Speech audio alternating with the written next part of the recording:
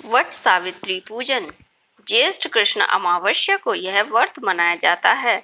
इस दिन सत्यवान सावित्री तथा यमराज सहित पूजा करनी चाहिए। तत्पश्चात फल का भक्षण करना चाहिए। यह व्रत करने वाली स्त्रियों का सुहाग अचल अमृतक पति सत्यवान को धर्मराज से भी जीत लिया था। स्वर्ण या मिट्टी से सावित्री सत्यवान तथा भैंसे पर सवार यमराज की प्रतिमा बनाकर धूप चंदन दीपक फल रोली केसर से पूजन करना चाहिए तथा सावित्री सत्यवान की कथा को सुनना चाहिए। व्रत की कथा प्रारंभ। मध्य देश के राजा अश्वपति के यहाँ पुत्री रूप में सर्वगुण संपन्न सावित्री का जन्म हुआ। राजकन्या के धूम्रसेन के पुत्र सत्यवान की कीर्ति सुनकर उन्हें पति रूप में वर्ण कर लिया। इधर यह सब बात ऋषिराज नारद को ज्ञात हुई तो वह अश्वपति से जाकर कहने लगे, आपकी कन्या ने वर खोजने में निसंदेह भारी भूल कर दी है।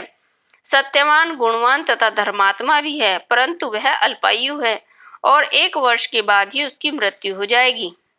नारद की यह बात सुनते ही राजा अश्वपति का चेहरा विवर्ण हो गया। व्रता न हो ही देवा ऋषि बानी।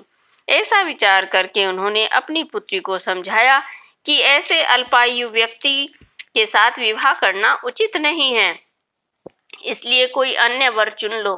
इस पर सावित्री बोली, पिताजी, आर्य कन्याएं अपना पति एक बार ही वर्ण करती हैं। राजा एक बार आज्ञा देता है, पंडित एक बार ही प्रतिज्ञा करते हैं तथा कन्या का दान भी एक ही बार किया जाता है। अब चाहे जो हो, मैं सत्यवान को ही वर के रूप में स्वीकार करूंगी। सावित्री ने नारद से सत्यवान की मृत्यु का समय मालूम कर लिया था। अंततः गत्वा उन दोनों को पाणी ग्रहण संस्कार में बांधा गया। वह ससुराल पहुंचते ही सास ससुर की सेवा में दिन रात रहने लग गई।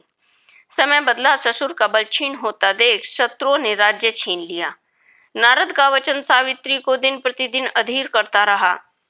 उसने जब जाना कि पति की मृत्यु का दिन नजदीक आ गया है, अब 3 दिन पूर्व ही से उपवास करना शुरू कर दिया। नारद द्वारा कथित निश्चित तिथि पर पितरों का पूजन किया। नित्य की भांति उस दिन भी सत्यवान अपने समय पर लकड़ी काटने के लिए जब चला तो सावित्री भी सास ससुर की आज्ञा से चलने को तैयार हो गई।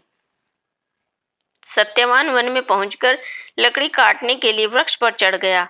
वृक्ष पर चढ़ते ही सत्यवान के सिर में असहनीय पीड़ा होने लगी। वह व्याकुल हो गया और वृक्ष के ऊपर से नीचे उतर गया। सावित्री अपना भविष्य समझ गई और अपनी जांघ पर सत्यवान को लिटा लिया। उसी समय दक्षिणी दिशा से अत्यंत प्रभावशाली महिषासुर यमराज को आते देखा। धर्मराज सत्यवान के जीव को जब लेकर चल दिए तो सावित्री उनके पीछे पीछे चल दी। पहले तो यमराज ने उस दैवी विधान सुनाया, परंतु उसकी निष्ठा देखकर वर मांगने को कहा।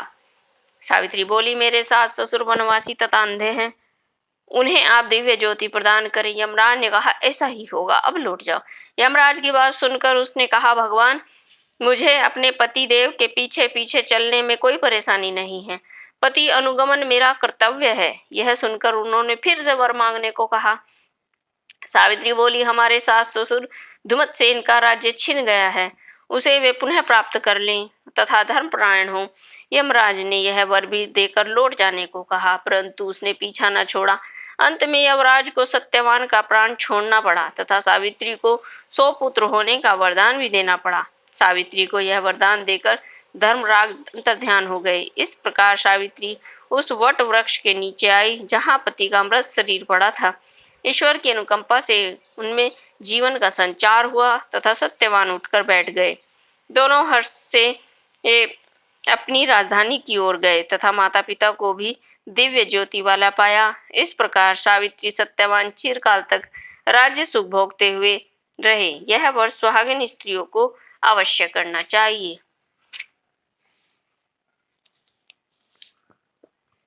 राधे राधे भक्तों।